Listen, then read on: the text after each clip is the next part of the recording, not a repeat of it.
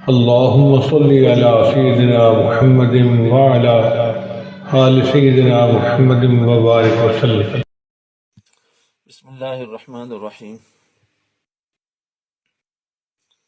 الحمد للہ وکفا وسلام علی عبادہ الذین اصطفیٰ، اما بعد. گزشتہ بات چل رہی تھی گناہوں کا علاج توبہ.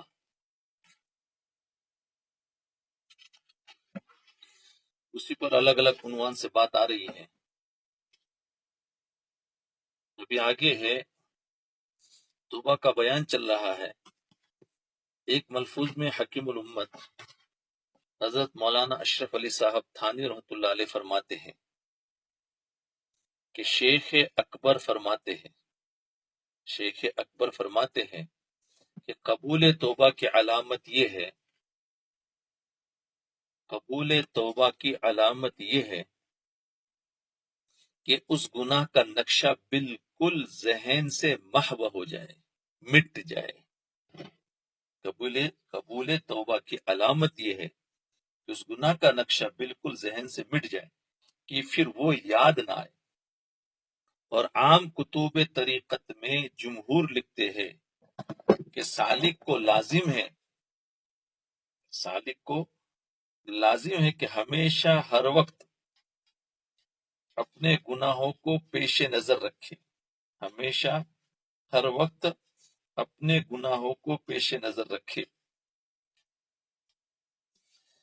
وجہ تطبیق یہ ہے کہ محو ہو جانے سے مراد یہ ہے کہ اس کا اثر خاص یعنی قلق طبعی نہ رہے، طبیعت میں افسوس نہ رہے، گو یاد بھی رہے اور قلق اعتقادی بھی رہے. نیز شیخ کا فرمانا کلین نہیں ہے بلکہ بعض طبائی کے اعتبار سے ہے جن کے لیے قلق طبعی حاجب ہو جاتا ہے انشراف الطاعات سے. یہ تو حضرت کی عبارت تھی، اب آگے اس کی تشریح سمجھو. شیخ محی الدین ابن عربی رحمۃ اللہ علیہ کا فرمان. یہ دو باتیں ہیں جو مختلف بزرگوں نے فرمائی ہیں.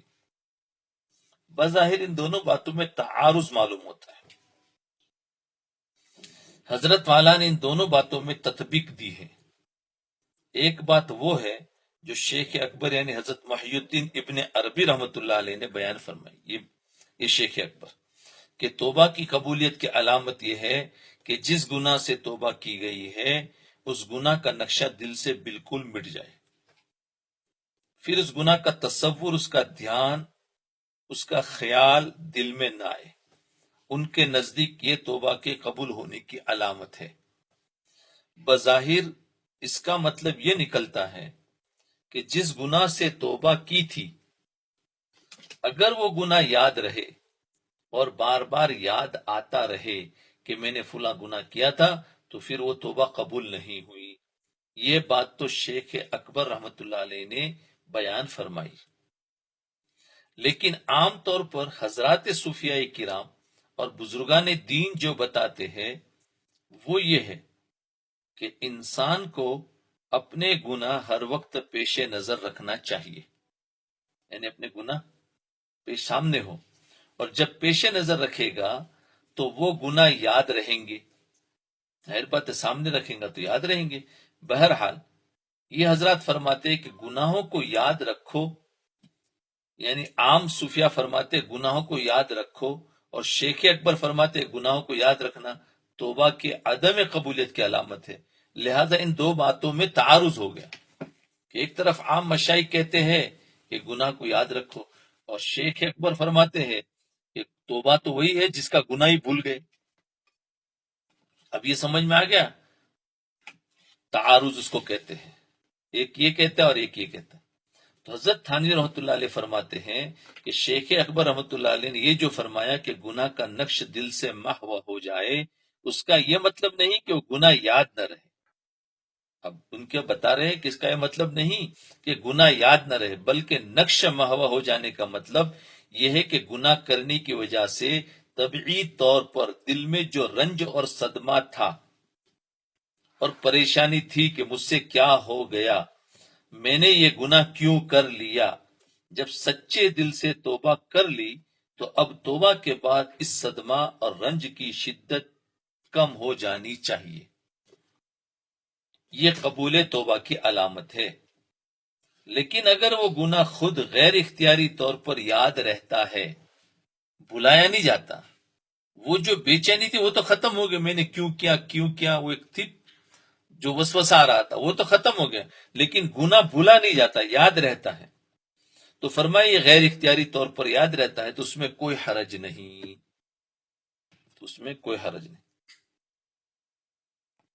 بلکہ اگر اس یاد کے ساتھ ساتھ دل میں اس گناہ کی عقلی برائی بھی آتی ہے کہ مجھ سے غلط کام ہوا تھا، میں عقلی طور پر اس کام کو برا سمجھتا ہوں انسان، اور اس کے ساتھ ساتھ اس بات پر بھی دل مطمئن ہے کہ الحمدللہ اب مجھے توبہ کی توفیق ہو گئی، اب میں اس گناہ سے نکل آیا اور اس گناہ کے عذاب سے اللہ تعالیٰ نے مجھے نکال دیا، تو اس میں کچھ حرج نہیں۔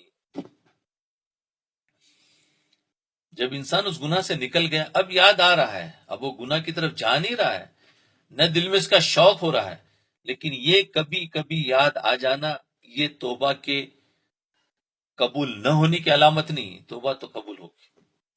ہمارے بزرگ بابا نجم احسن رحمت اللہ علیہ جو حضرت تھانوی رحمت اللہ علیہ کے مجاز صحبت تھے، ان کے خلیفہ تھے اور شاعر بھی تھے، بڑے اچھے شعر کہتے تھے، اور شعر بھی پرائے شعرا میر اور درد کے اشعار کی طرح کہا کرتے تھے۔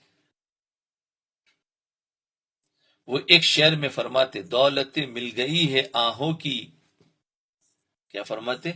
دولتیں مل گئی ہے آہوں کی، ایسی تیسی میرے گناہوں کی۔ سبحان اللہ، دولتیں مل گئی ہے آہوں کی، ایسی تیسی میرے گناہوں کی،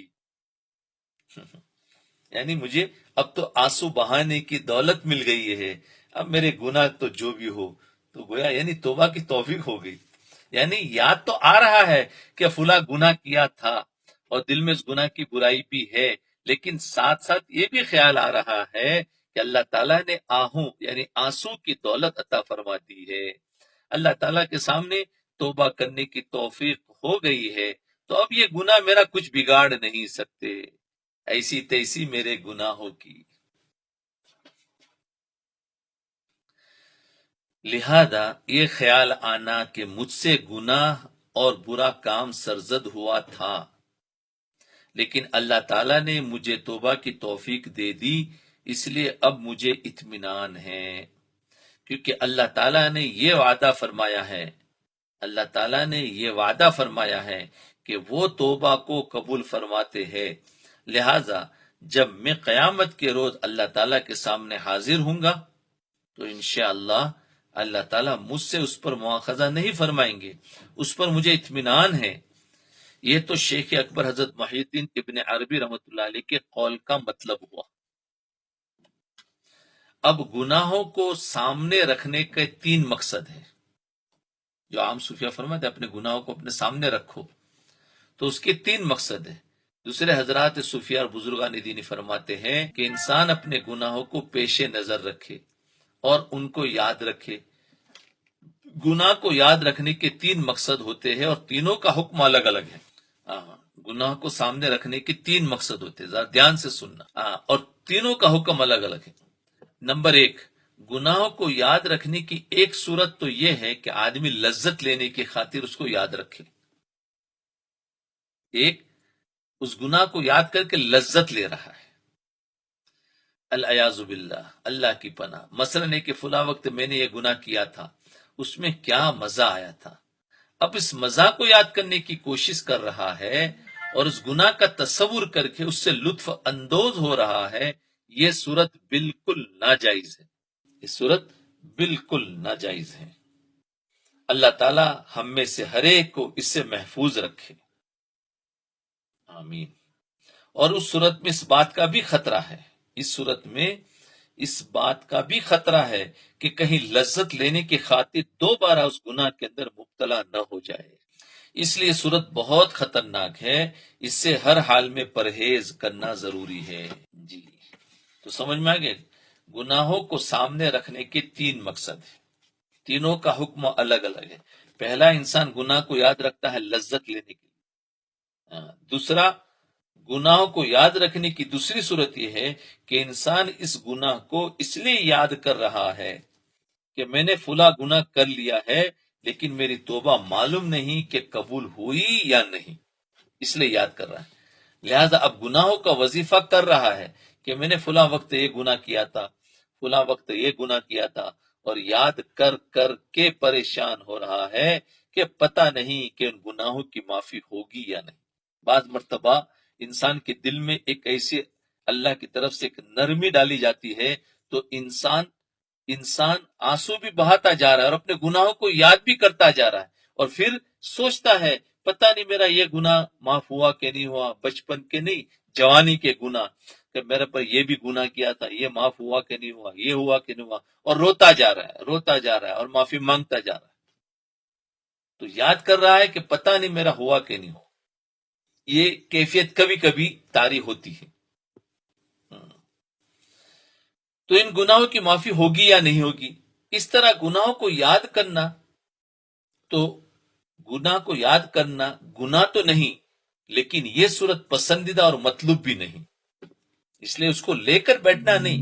کبھی کبھی یہ کیفیت آ جائے تو اور بات ہے، یہ صورت پسندیدہ اور مطلوب بھی نہیں، بلکہ اصل بات یہ ہے کہ ایک مرتبہ بیٹھ کر سچے دل سے توبہ کر لو، اور توبہ کی جو 3 شرائط ہے، یعنی اس گناہ کو فوراً چھوڑ دینا، اور اس گناہ پر نادم ہونا، شرمندہ ہونا، اور آئندہ کے لیے اس گناہ کے نہ کرنے کا عزم کر لینا، بس یہ 3 شرائط پوری کر لو، اور صلاۃ التوبہ کی 2 رکعتیں پڑھ کر اللہ تعالیٰ کے حضور دعا کر لو اور معافی مانگ لو کہ اللہ مجھ سے غلطی ہو گئی، مجھے معاف فرما دے۔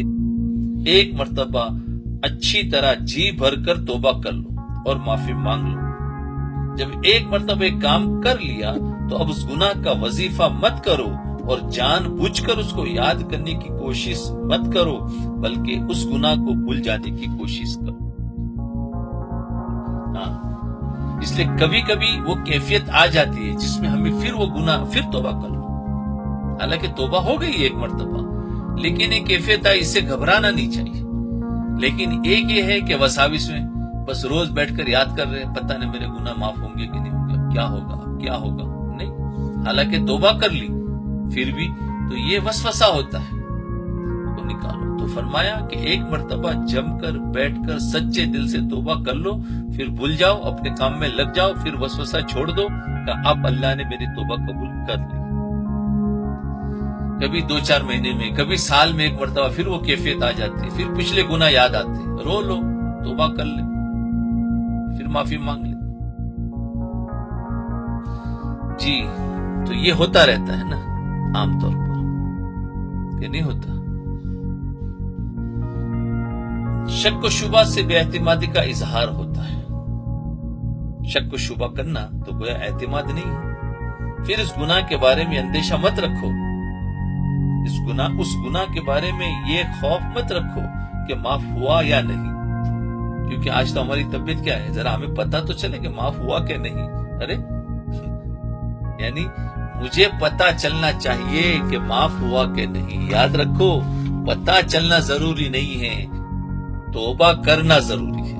اسی لیے بہت سارے لوگ جو اپنی اصلاح کرا رہے ہیں، مراقبہ کرتے ہیں، تو کہہ رہے کہ ہمیں فائدہ کچھ نظر نہیں آ رہا ہے، تو فائدہ کا نظر آنا ضروری نہیں، بلکہ بیٹھ کر اس ذکر و اذکار اور مراقبہ کا کرنا ضروری ہے۔ آج انسان کی طبیعت کہ مجھے کچھ نظر آوے تو میں آگے کروں، اور نظر نہ آوے تو کیوں کروں؟ تو یاد رکھو، یہ شریعت ہے، یہ اپنی گھر کا بنائے ہوئی چیز نہیں ہے، شریعت ہے، اور شریعت میں ہمیشہ آرڈر ہوتا ہے، کام کرو، تمہاری سمجھ میں آوے کہ نہیں آوے، تمہیں فائدہ نظر آئے کہ نہیں آئے، تمہارا کام ہے مراقبہ کرو، ذکر کرو۔ یعنی ذکر کا لفظ ہے نا قرآن میں، اذکروا اللہ ذکرا کثیرا، اب اس کے طریقے مختلف ہیں۔ تو فرمایا ہمیں عمل کرنا۔ دیکھو نماز ہے، اب ایک آدمی کہ میں نماز تو پڑھ رہا ہوں، لیکن نہ مجھے روزی میں برکت نظر آ رہی ہے، نہ میری حفاظت ہو رہی ہے، نہ میری بے چینی دور ہو رہی ہے، اور نہ میری عزت بڑھ رہی ہے، نہ مال میں کوئی برکت ہے، حالانکہ نماز پر تو سارے وعدے ہیں، تو اب کیا کہوں گی؟ تو یہی ہے کہ بھائی کوئی بات نہیں، تجھے نظر نہیں آ رہا ہے، یہ سب کچھ ہو رہا ہے، تیری حفاظت بھی ہو رہی ہے، تیری روزی میں برکت بھی ہو رہی ہے، کیونکہ اللہ کا وعدہ ہے، اللہ کا وعدہ سچا ہے، سب کچھ ہو رہا ہے، لیکن تجھے دکھائی نہیں دے رہا ہے، اور تجھے الٹا دکھائی دے رہا ہے۔ کوئی بات نہیں، نماز پڑھتا جا، یہی نماز تجھے آگے راستہ نکال دے گی، لیکن نماز مت چھوڑ۔ تو دیکھو فوراً آتا ہے وہ عمل کو چھڑانے کے لیے۔ تو ایسے ہی توبہ کرنے کے بعد کیا اب پتہ نہیں معاف ہوا یا نہیں ہوا، معاف ہوا نہیں ہوا، اب بیٹھ کر سوچتے رہنا، تو یہ انسان پھر دوسرے پٹری پہ چلا جاتا ہے۔ تو سمجھ میں آ گیا، میں نے سمجھا دیا اچھی طریقے سے کہ یہ چیز ہوتی رہتی ہے، اس لیے ہمیں عمل کو نہیں چھوڑنا چاہیے، اور ہر عمل کا جو فائدہ اللہ نے بتایا ہے، اس کے وعدے جو ہے وہ ہمیں مل رہے ہیں، لیکن ہمیں دکھائی نہیں دے رہے۔ ہاں، کبھی تو اللہ تعالیٰ ہو سکتا ہے آخرت میں جمع کرے، کبھی تو ہو سکتا ہے اس کے وجہ سے اللہ ہمیں گناہوں سے بچا رہا ہے، پتہ نہیں اس نیکیوں پر ہمیں کیا کیا اللہ تعالیٰ کر رہی ہے، اللہ کا معاملہ ہے۔ اب ہم سمجھتے ہمیں تو ذرا مال میں 100 روپیہ کما رہا ہوں، مجھے 200 تو مل ہی نہیں رہے، تو کوئی تھوڑا تو 100 کما رہا ہے، لیکن تجھے اس میں حلال دے رہے ہیں، جانے کی توفیق دے رہے ہیں، تو بیٹھ کر کام کر سکتا ہے، تو کیا یہ نہیں ہے؟ تو یہ ہے کہ اللہ تعالیٰ کی طرف سے اس لیے توبہ کرنا ہمارے لیے ضروری ہے۔ اب معاف ہوا یا نہیں ہوا اس کی کوئی جبریل آ کر خبر دے، یہ خبر دینا ضروری نہیں ہے۔ اور آج کل ہر ایک کو یہ ہے کہ نہیں، مجھے جبریل آ کر خبر دے تو پھر میں مانوں کہ میری توبہ قبول ہوئی۔ تو یہ ایک دوسرا دھوکہ لگ جاتا ہے پھر، کیونکہ بہت سارے لوگ کہتے ہیں نہیں میری توبہ قبول ہوگی نہیں، ارے بابا دماغ کھا جاتے ہیں۔ تو یہ ساری بات کا خلاصہ آ گیا کہ ایک مرتبہ بیٹھ کر پچھتاوے کے ساتھ 3 شرائط کے ساتھ میں کر لو، اس لیے کہ جب اللہ جل شانہ نے وعدہ فرما لیا کہ میں تمہاری توبہ کو قبول کروں گا اور معاف کر دوں گا، تو اب خواہ شکوک اور شبہات دل میں لانا یہ اللہ تعالیٰ کی رحمت کی شان نہیں، اس لیے کہ یہ شکوک و شبہات ایک طرح سے اللہ تعالیٰ پر بے اعتمادی کا اظہار کرنا ہے۔ اس کی ایک مثال سے سمجھو بات، مثلا فرض کرے کہ آپ ایک باپ ہے اور آپ کا ایک بیٹا ہے، یا آپ ایک استاد ہے اور آپ کا ایک شاگرد ہے۔ اب وہ بیٹا اور وہ شاگرد کوئی غلطی کرتا ہے اور آپ سے آ کر معافی مانگتا ہے، آپ نے اس سے کہا کہ جاؤ میں نے تمہیں معاف کر دیا، برابر، اور اب تم مطمئن ہو جاؤ، لیکن وہ بیٹا یا شاگرد دوبارہ آپ سے لپٹ رہا ہے کہ مجھ سے غلطی ہوگی، مجھے معاف کر دو۔ باپ کہہ رہا ہے کہ ٹھیک ہے غلطی ہو گئی، لیکن میں نے تمہیں معاف کر دیا، لیکن وہ بیٹا اصرار کر رہا ہے کہ مجھ سے غلطی ہوگی، مجھے معاف کر دو۔ اب وہ بار بار یہی بات دہرا رہا ہے، تو اس کا یہ عمل صحیح طریقہ اور صحیح طرز عمل نہیں ہے۔ اب بتاؤ کیسا لگے گا؟ وہ کیا معاف کر دیا، وہ کہتے ہیں معاف کر دو، معاف کر دو، کیا معاف کر دیا؟ ارے بولے معاف کر دو، تو اب وہ کیسے سمجھاوے؟ انہوں نے معاف کر دیا تو معاف ہو گیا، اب بار بار کرنا یہ شکوک اور شبہات ہے۔ کتنی اچھی مثال دی۔ تو اب وہ بار بار یہی بات دہرا رہا ہے کہ اس کا یہ عمل صحیح طریقہ اور صحیح طرز عمل نہیں ہے۔ کیوں؟ کہ اس سے پتہ چل رہا ہے کہ اس بیٹے اور شاگرد کو آپ کی زبان پر بھروسہ نہیں ہے، اور آپ کہہ رہے ہیں کہ معاف کر دیا، لیکن وہ کہتا ہے کہ نہیں ابھی معاف نہیں ہوا، تو گویا کہ وہ آپ پر بے اعتمادی کا اظہار کر رہا ہے اور آپ کی زبان پر بھروسہ نہیں کر رہا ہے۔ یا تو یہ ہوگا یا تو پاگل ہے، کیونکہ ہم معاف کر دیں کہ معاف نہیں ہوا، تو پاگل ہی کہہ سکتا ہے نا ایسا۔ تو یہ ہو گیا۔ تو معاف کرنے پر بھروسہ کرو۔ استاد، باپ اور شیخ اللہ جل شانہ کے سامنے کیا حقیقت رکھتے ہیں؟ اللہ جل شانہ کی رحمت کا معاملہ ان سب سے زیادہ ہے۔ جب ایک باپ کہتا ہے معاف کر، تو اللہ تعالیٰ تو اس سے بھی زیادہ معاف کرنے والا ہے۔ جب ان حضرات کے معاف کر دینے پر انسان بھروسہ کرتا ہے، تو کیا اللہ تعالیٰ کے معاف کر دینے پر بھروسہ نہیں کرنا چاہیے؟ بلکہ ان سے زیادہ بھروسہ کرنا چاہیے۔ لہذا جب ایک مرتبہ توبہ کر لی اور اللہ جل شانہ نے توبہ کے بعد معاف فرمانے کا اعلان کر دیا کہ جو شخص بھی مجھ سے توبہ کرے گا میں اس کو معاف کر دوں گا، تو اب اس پر بھروسہ رکھو کہ اللہ تعالیٰ نے تمہیں معاف کر دیا، اب اس گناہ کو وظیفہ مت بناؤ۔ وظیفہ بنا لیتے ہیں، یعنی بار بار یاد کرتے رہتے، پتہ نہیں ہوا، اور بار بار معافی مانگتے رہتے۔ ارے بار بار معافی نہیں مانگنا ہے، ایک بار سچے دل سے مانگ لیا، ہو گیا۔ اب بار بار تو دوسرے اعمال کرو جس سے اللہ راضی ہو جائے، اللہ کا تعلق مل جائے۔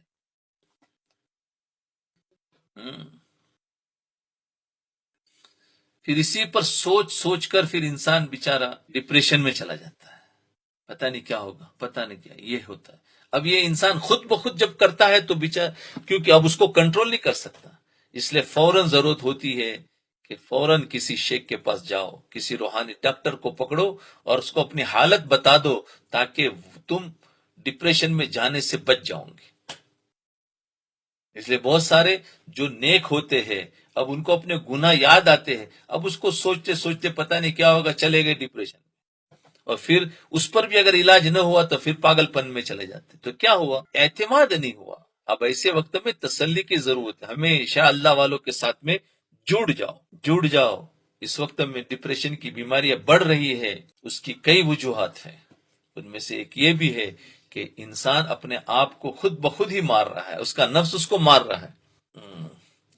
بلکہ گناہ کو وظیفہ بنانے کا نتیجہ یہ ہوتا ہے کہ رفتہ رفتہ اللہ تعالیٰ سے ایک حجاب پیدا ہو جاتا ہے۔ یہ حجاب اچھی چیز نہیں ہے، یعنی اللہ تعالیٰ سے اب ایک پردہ آ جاتا ہے، پتہ نہیں اللہ معاف کرے گا نہیں کرے گا، یعنی اب گویا ایک امید ختم ہو جاتی ہے، سمجھے؟ بار بار کرنے کے بعد اب اس کی اہمیت گھٹ جاتی ہے۔ پھر انسان سوچتا ہے ایک پتہ نہیں اب کیا میں بار بار مانگوں۔ اس حجاب کو اٹھاؤ اور یہ یقین رکھو کہ اللہ تعالیٰ نے معاف کر دیا، البتہ آگے کی فکر کرو کہ دوبارہ وہ گناہ سرزد نہ ہو جائے، بس اس کی فکر کرو۔ جی، اور دوبارہ غلطی نہ ہو جائے۔ بہرحال گناہوں کو باقاعدہ اہتمام کر کے اس کو یاد کرنا، اس کو وظیفہ بنا لینا درست نہیں۔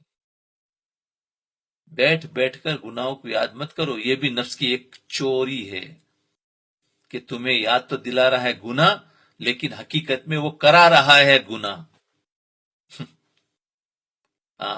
اب یہ اس کی چوری پتہ نہیں چلتا ہے، اور ہم سمجھتے دیکھو مجھے تو کیا ہمیشہ اپنے نہیں، وہ گناہ پر کتنے گناہ ہو رہے ہیں، اس سوچنے پر کتنے گناہ ہو رہے ہیں وہ ہمیں پتہ نہیں۔ نا امیدی ہو رہی ہے، اللہ پر سے بھروسہ نکل رہا ہے، کیا یہ گناہ نہیں ہو رہے؟ تو جی اچھا، تو 3 باتیں بتائی تھی، کیا کہ جو انسان کے بتاتے ہیں کہ اپنے گناہوں کو ہمیشہ سامنے رکھے، تو سامنے رکھنے کے 3 مقصد ہوتے ہیں۔ پہلا مقصد اپنے گناہوں کو سامنے رکھنا وہ لذت کے لیے ہوتا ہے۔ دوسرا گناہوں کو سامنے رکھنا کہ اس لیے کہ اللہ تعالیٰ نے پتہ نہیں معاف کیا نہیں کیا، اس کے لیے تو فرمایا اس میں بتا دیا کہ ایک مرتبہ سچے دل سے معافی مانگ لو، پھر یقین کر لو کہ میرا گناہ معاف ہو گئی، میری توبہ قبول ہوگی۔ اس کا تو یہ بار بار یاد کرنا یہ بھی ٹھیک نہیں۔ پہلا والا تو بالکل غلط ہے کہ اس سے لذت حاصل کرنا، اور دوسرا یہ کہ اس کو بار بار یاد کرنا یہ ٹھیک نہیں۔ تیسرا، گناہوں کو یاد کرنے کی تیسری صورت یہ ہے، گناہوں کو یاد کرنے کی تیسری صورت یہ ہے کہ اجمالی طور پر انسان ذہن میں رکھے کہ میری حالت تو یہ ہے کہ مجھ سے ایسے ایسے گناہ سرزد ہوئے تھے، اجمالی طور پر کہ میرے سے تو بہت گناہ ہوئے ہیں، اور یہ اور بات کہ اللہ تعالیٰ نے اپنے فضل و کرم سے گناہ معاف فرما دیے، لہذا میں اپنی ذات کے اعتبار سے کچھ بھی نہیں۔ تو دیکھو اس کی وجہ سے انسان اپنے آپ کو حقیر سمجھے گا، اپنے آپ کو۔ تو شکوک کے معاف ہوا کہ نہیں؟ جی، تو فرمایا وہ گناہ معاف فرما دی، لہذا میں اپنی ذات کے اعتبار سے کچھ بھی نہیں، میرا کوئی بھروسہ نہیں، کسی وقت مجھ سے گناہ سرزد ہو سکتا ہے۔ جب تک اللہ تعالیٰ کی طرف سے بچنے کی توفیق نہ ہو، میں ایسا گندا تھا یہ تو ان کا کرم ہے کہ مجھے نواز دیا، اور یہ تو ان کا انعام ہے کہ ان سب غلطیوں کے باوجود مجھے معاف کر دیا اور میری توبہ قبول فرما لی، ورنہ میں تو اس لائق نہیں تھا۔ لہذا اپنی حقیقت پیش نظر رکھنے کی غرض سے، اپنی حقیقت پیش نظر رکھنے کی غرض سے اور اپنے آپ کو عجب سے، تکبر سے، خود پسندی سے، تعلی سے بچانے کے لیے گناہوں کو ذہن میں رکھنے میں کوئی حرج نہیں ہے۔ اس سے تواضع رہتی ہے۔ انسان اپنے پچھلے گناہوں کو جب یاد کرتا ہے اجمالی طور پر، ایک تفصیلی نہیں، یعنی انسان خود جانتا ہے کہ میں نے کیا کیا گڑ کھلائے ہیں اور کیا کیا ٹوپیاں پہنائی ہے اور کیا کیا لوگوں کو بیوقوف بنائی ہے، تو مجھے ہی پتا ہے۔ تو انسان جب وہ اپنے آپ کو اس کے سامنے رکھتا ہے نا، تو اس کے اندر پھر تکبر نہیں آتا ہے، اس کے اندر عجب نہیں آتا ہے، کیونکہ سمجھتا ہے تو اللہ کا کرم ہے کہ اللہ نے میری ستاری فرمائی ہے، اگر کھول دے تو میرے پاس کوئی بیٹھنے کو تیار نہیں، تو اس کی وجہ سے اس کے اندر تواضع باقی رہے گی۔ تو اس طریقے سے اگر یاد رکھتا ہے تو اس میں کوئی حرج نہیں، یعنی اس میں کیا ہے، یقین تو ہو گیا کہ اللہ نے مجھے معاف کر دیا، میری زندگی میں تبدیلی آ گئی، الحمدللہ میں نیکی کے راستے پر آ گیا، لیکن اب یاد رکھنا ہے اس لیے تاکہ تواضع باقی رہے، کہیں کبر نہ آ جائے، جس کی وجہ سے انسان کے اندر اور دوسروں کو اپنے سے اچھا سمجھے گا۔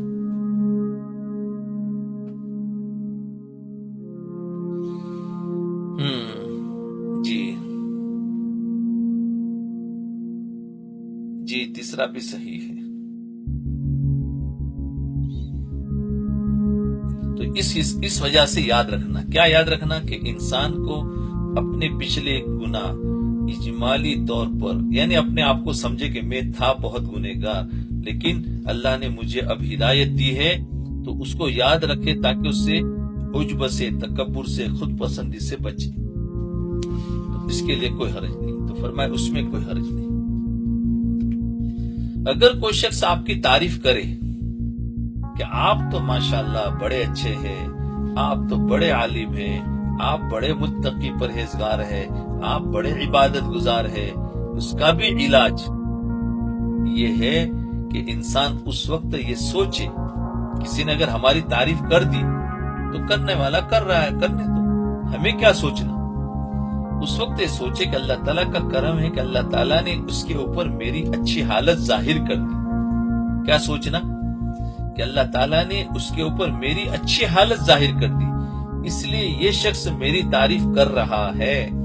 اگر میری حقیقت اندر کی جو ہے اس کو پتا چل جائے تو یہی شخص مجھ سے نفرت کرے اور مجھ پر تھو تھو کرے، اس لیے کہ میری اصلیت تو یہ ہے کہ میں ان گناہوں میں مبتلا تھا۔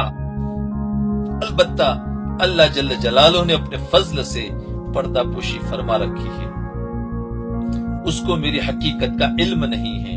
لہذا جو حضرات صوفیاء کرام یہ فرماتے ہیں کہ اپنے گناہوں کو بھولو نہیں، ان کا مقصد یہ تیسری صورت ہوتی ہے، ان کا مقصد یہ تیسری صورت ہے۔ اللہ اکبر، کیا بات آ گئی، کتنا ہمارے لیے آسان کر دے، بلکہ بہت سارے وساوس ہمارے دور ہو گئے، بہت سارے وساوس۔ مجھے خود کو بھی فائدہ ہو رہا ہے کہ بہت ساری چیزیں جو ان اسباق سے بہت سارے وساوس میرے دور ہو گئے، تو پھر میں سوچتا ہوں کہ پھر امت کا کیا حال ہوگا، کیسی کیسی چیزیں بتا دی۔ ورنہ آج کل تو یہ چیز تو بہت عام ہے کہ اپنے گناہ پر رو رہے ہیں، اب پتہ نہیں کیا کیا سوچ رہے ہیں، نمازیں بھی پڑھ رہے ہیں اور ساتھ ساتھ میں پریشان بھی۔ تو فرمایا اللہم لک الحمد ولک الشکر، تو تعریف کرے تو یہ سوچو۔ بہرحال گناہوں کو یاد رکھنے کے 3 مقاصد ہوتے ہیں۔ نمبر 1 لذت لینے کے لیے یاد کرنا، یہ تو گناہ ہی گناہ ہے۔ نمبر 2 ان گناہوں کو یاد کر کے اس میں شک کرنا کہ پتہ نہیں وہ گناہ معاف ہوئے یا نہیں، یہ صورت بھی پسندیدہ نہیں ہے۔ نمبر 3 اپنی حقیقت اور اصلیت سامنے رکھنے کے لیے گناہ کو یاد کرنا، اپنی حقیقت اور اپنی اصلیت سامنے رکھنے کے لیے گناہ کو یاد کرنا، یہ تیسری صورت مناسب ہے، یہ تیسری صورت مناسب ہے۔ اب یہ تینوں صورتیں ایسی ہیں کہ ان کا تعلق گناہوں کو یاد کرنے سے ہے، لیکن تینوں کے حکم میں زمین و آسمان کا فرق ہے. تینوں کے حکم میں زمین و آسمان کا فرق ہے. مشائخ جب اپنے مریدین کی تربیت فرماتے ہیں، مشائخ جب اپنے مریدین کی تربیت فرماتے ہیں تو وہ اس بات کا خیال رکھتے ہیں کہ اس شخص کے لیے کون سی صورت مناسب ہے. اب وہ مشائخ جانتے ہیں. بعض حضرات نے دوسری اور تیسری صورت کے درمیان فرق کو نہیں سمجھا. اس کا نتیجہ یہ ہوا کہ انہوں نے اپنے مریدین کو یہ حکم دے دیا کہ روزانہ تہجد کے وقت اپنے ایک ایک گناہ کو یاد کیا کرو. چنانچہ ایک صاحب میرے پاس آئے اور بتایا کہ ہمارے شیخ نے یہ تعلیم دی ہے کہ تہجد میں جب اٹھو تو پہلے تہجد کی نماز پڑھو اور نماز پڑھنے کے بعد ان تمام گناہوں کو یاد کرو جو تم نے اب تک کیے ہیں، اور 1 2 3 4 کر کے ان کی فہرست بناؤ. پھر ان گناہوں سے استغفار کرو. میں نے کہا کہ یہ گناہوں کی بھی کوئی تسبیح ہے؟ یعنی اس کو لکھو اور یاد کرو تو یہ تو تسبیح ہوئی نا. گناہوں کی بھی کوئی تسبیح ہے کہ روزانہ صبح شام گناہوں کی تسبیح پڑھا کرو؟ اس کی کوئی حقیقت نہیں. پھر فرمایا کوئی حقیقت نہیں، سب غلط ہے. بس اجمالی طور پر اپنے گناہوں کو پیش نظر رکھے کہ میری حقیقت تو یہ تھی. اللہ تعالیٰ نے اپنے فضل و کرم سے مجھے ان گناہوں کے دلدل سے نکال دیا، مصیبت سے نکال دیا. لہذا میرے لیے یہ کوئی ناز کا موقع نہیں، ناز کا موقع نہیں، فخر و تکبر اور عجب کا موقع نہیں. بس یہ چیزیں شکوک نہ کر. اسی طریقے سے ہماری نمازوں میں بھی شکوک. بہت سارے نمازوں کے اندر بھی شکوک کرتے ہیں. نماز پڑھ لی، پتہ نہیں میری نماز ہوئی، چلو دوبارہ پڑھ.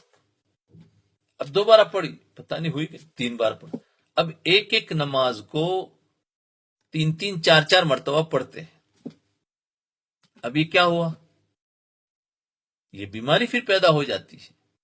اس لیے نماز کو اپنے جتنا دھیان، جتنی انسان کے اختیار میں اتنا دھیان رکھ کر ایسا وضو کر کے اس طریقے سے نماز پڑھ لی. بس پڑھنے کے بعد وہ فوراً وسوسہ ڈالے گا نفس، ارے تیری نماز نہیں ہوئی، تیرے کو یہ بھی گیا، وہ بھی گیا، وہ بھی گیا. بعض تو وہ جا کر وضو کریں، وضو کر کے پھر نماز پڑھیں، پھر جائیں گے، پھر وضو کریں، پھر نماز. اب ایک ظہر کی نماز ہی 3 3 مرتبہ روز پڑھ رہے. اب 5 نمازیں روزانہ 3 3 مرتبہ پڑھ رہے. تو بتاؤ ابھی اس کا کیا حال ہوگا؟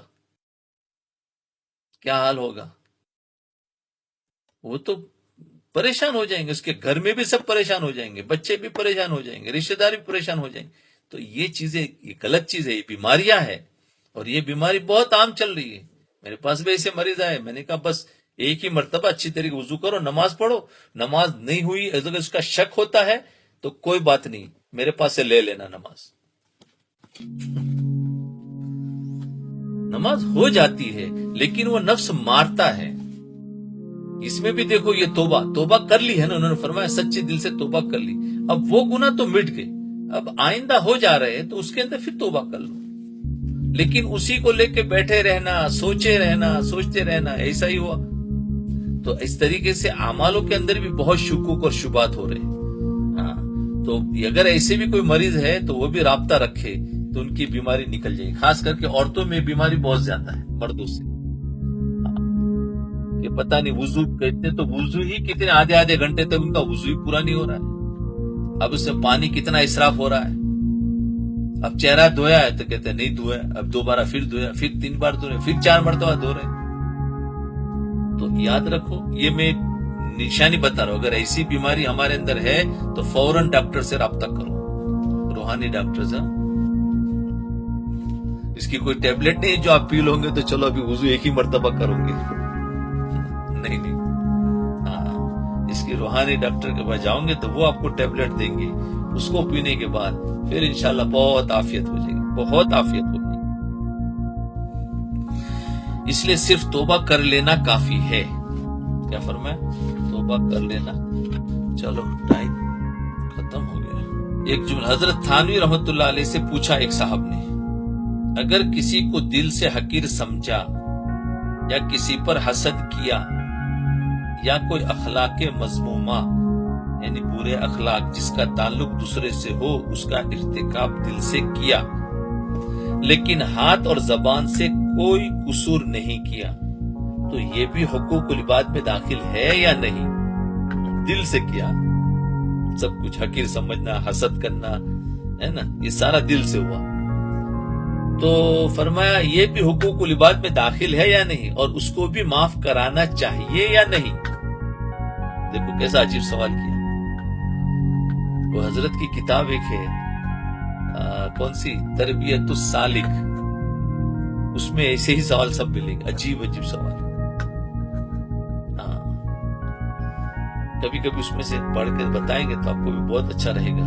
جو سوال ہمیں کرنا چاہیے ہم نہیں کر پا رہے یا ہمیں سمجھ میں نہیں آ رہا ہے، لیکن وہ مریدین سوال کر رہے تو ہمیں پتا چلے او میرا بھی یہی سوال تھا، چونکہ اس سے کسی کو ضرر نہیں پہنچا تو فرمایا معاف کرانا چاہیے۔ تو جواب میں حضرت والا نے فرمایا کہ چونکہ اس سے کسی کو ضرر نہیں پہنچا، دل ہی دل میں آیا ہے، اس لیے یہ حقوق العباد نہیں ہوئے، صرف توبہ اللہ اور اصلاح آئندہ کافی ہے۔ دیکھو کتنا بڑا وسوسہ ہمارا دور ہوا، ارے تھا کہ نہیں، پتہ نہیں میرا کیا ہوگا، میرے دل میں تو گناہ آتے رہتے ہیں۔ تو یہ بھی ہمارا سوال تھا، انہوں نے پوچھ لیا، ہمیں اس کا جواب مل گیا، ہمیں اس کا جواب مل گیا۔ اس لیے پہلے بتایا کہ دیکھو یہ ایسی ہماری یہ درس ہے کہ جس کے اندر بہت سارے سوال جو ہم کر نہیں پا رہے یا کرنے کا ڈھنگ نہیں ہے، وہ سارے سوال یہاں ملیں گے، اس کا جواب بھی مل جائے گا۔